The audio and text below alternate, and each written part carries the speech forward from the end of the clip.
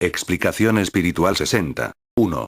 Todos nosotros, los seres espirituales que somos vuestros consejeros, encargados de sostener vuestro espíritu en el camino, seguiremos dándoos nuestra dirección, nuestros consejos de preparación instante tras instante, hasta que adquiráis el gran conocimiento y la verdadera preparación, no solo para sosteneros en vuestra fe ante las pruebas, sino para que seáis también un sostén para los demás. 2. Aún está la presencia del Divino Maestro, comunicándose por conducto del hombre, en todos los recintos y casas de oración, todavía está Él entre el pueblo de Israel, en el seno de sus párvulos y discípulos. 3. Es esa presencia divina la que sostiene la moral y el espíritu de este pueblo, y este pueblo es como el eje sobre el que giran todos los demás pueblos de la tierra. 4.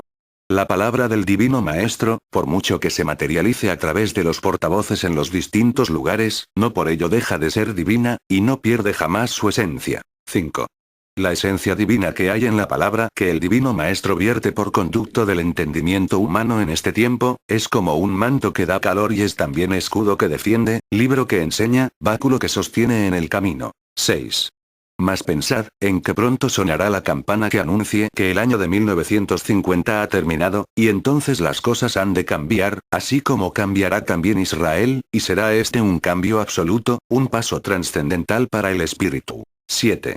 ¿Está Israel preparado para ese paso tan enorme? 8. Colocaos por un instante en el año de 1951, e imaginad que la palabra como ahora la conocéis, ya no está, que la divinidad ya no desciende limitándose en un rayo para comunicarse por el entendimiento del hombre, y que el mundo espiritual de luz no tiene más acceso a los cerebros de las facultades. 9. ¿Cómo será vuestro cumplimiento? ¿Cómo vais a realizar el esparcimiento de la doctrina espiritualista? ¿Cómo conoceréis cuáles han de ser, en el futuro, las misiones que habréis de cumplir? 10. Todo lo obtendréis a través de la comunicación de espíritu a espíritu. 11. Penetrad en meditación porque os ayudará a preparar y disponer a vuestro espíritu para penetrar en esa nueva etapa que os espera. Pero el pueblo de Israel aún vive tan solo para el presente, y duerme entre los reclamos del Padre y entre las profecías que le anuncian las grandes pruebas. 12. A pesar de las pruebas materiales que se ciernen día a día sobre el pueblo de Israel, nada le hace reconocer el letargo y el atraso en que se encuentra postrado. 13. No podéis negar que en la palabra del Padre y en las explicaciones de su mundo espiritual de luz se os ha advertido de todo, se os ha hablado de todo lo que va a suceder, mas no encontramos esos mensajes en vuestro corazón ni en vuestras conciencias, y el letargo se prolonga. 14. ¿Cuáles serán las consecuencias de la falta de estudio y meditación, de la falta de análisis a la palabra divina? 15. El pueblo que duerme se está labrando su propio cáliz de amargura, se aproxima al tiempo en que sea presa de las cadenas, de los sufrimientos y de los abismos. 16. ¿Es esta por ventura la voluntad del Padre? ¿Es esta acaso la voluntad de Elías, el pastor? ¿Es este nuestro deseo? 17.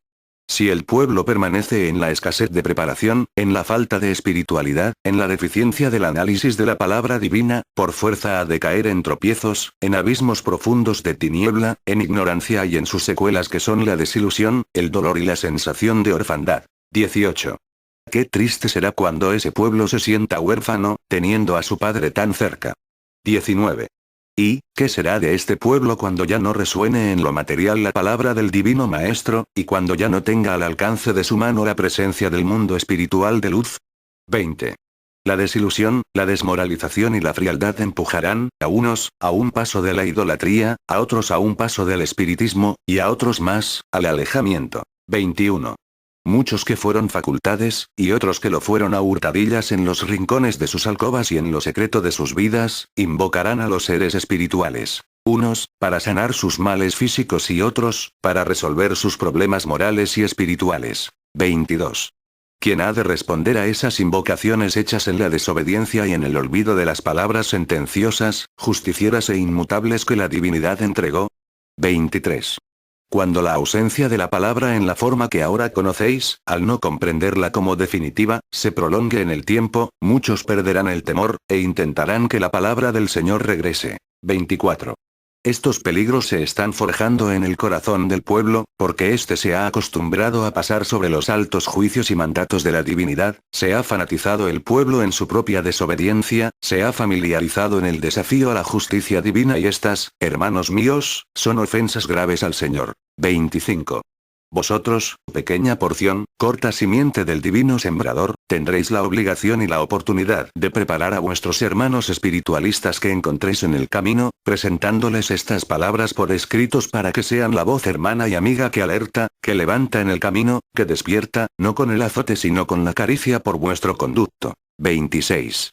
Grandes y sublimes ejemplos os ha dado en el camino el Señor, para que por ellos os guiéis, y si hasta el momento habéis sido torpes y no los habéis comprendido, tenéis el deber de estudiar día con día su palabra, para que vuestro paso sea más recto y firme en el camino. 27.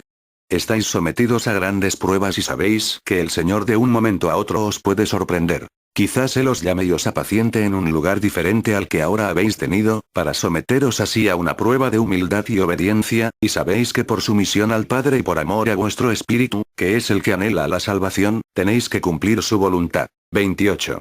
En cada uno de vuestros corazones están escritos los ejemplos que el Señor os dejará en el segundo tiempo. Ved cómo Él, siendo dueño de todo lo creado, jamás vistió su cuerpo sobre la tierra con vestidura regia. 29. Mucho tenéis que hacer para salvar a vuestro espíritu, y ya que el Señor ha puesto su causa en vuestras manos, es menester que cuando lleguéis ante Él, procuréis el que vuestro espíritu no vaya manchado, porque el Señor a través de su ley de restitución, os ha brindado la oportunidad de purificar vuestro espíritu. 30. El Señor os ha prometido posaros a su diestra, y esa promesa no quedará tan solo escrita, no, esa promesa se realizará, mas reconoced que si el Padre os formó como espíritus puros y vosotros os habéis manchado a través de las distintas reencarnaciones, vuestro espíritu tiene que despertar y colocarse en el plano verdadero que a él corresponde. 31.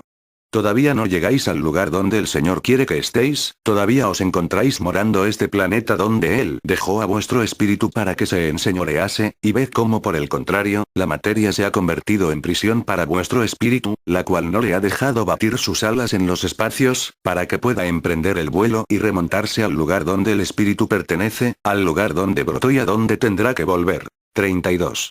Vuestra vida humana es una gran prueba, mas en ella no os encontráis solos, estáis ayudados por ese báculo divino que es el Señor, y su palabra es defensa que Él ha venido a poner en vuestras manos. Más aún, nos tenéis a nosotros, a vuestros hermanos espirituales que no estamos ni estaremos nunca lejos de vosotros. 33.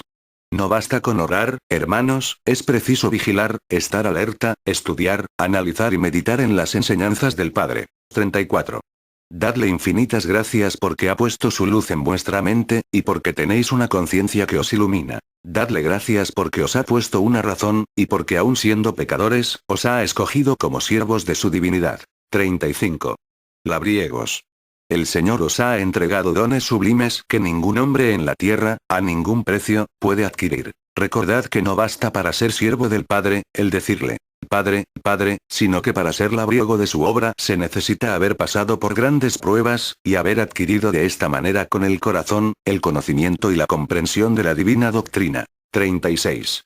En este camino está la verdad, la sabiduría perfecta del Padre. En este camino se encuentran la luz para quien la ha perdido y la verdad para el que se ha confundido. 37. Llevad, pues, la verdadera palabra y la verdadera razón en el corazón y en el espíritu, y así llegaréis a posaros a la diestra del Padre. 38.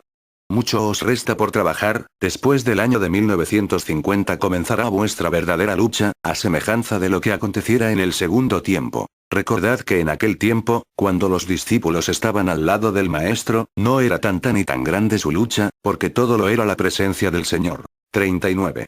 La lucha la tenía directamente el Señor con su palabra, con su predicación, con sus prodigios y ejemplos. Ellos, sus discípulos, cumplían solamente con estar a su lado, escuchándole y aprendiendo de sus ejemplos y de sus hechos, porque sabían que mañana, cuando Él ya no estuviera, tendrían que imitarle. 40.